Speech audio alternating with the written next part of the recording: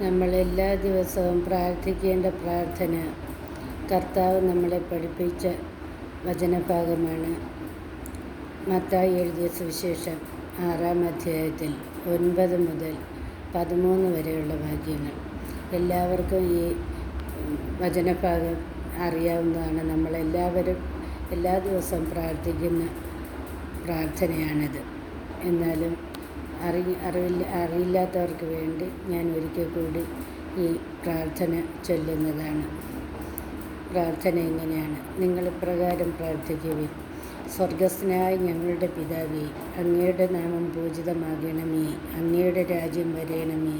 അങ്ങയുടെ ഹിതം സ്വർഗത്തേതുപോലെ ഭൂമിയിലുമാകണമേ. അന്നന്ന് വേണ്ട ആഹാരം ഇന്ന് ഞങ്ങൾക്ക് നൽകണമേ. ഞങ്ങളുടെ കടക്കാരോട് ഞങ്ങൾ ക്ഷമിച്ചതുപോലെ ഞങ്ങളുടെ കടങ്ങൾ ഞങ്ങളോട് ക്ഷമിക്കണമേ.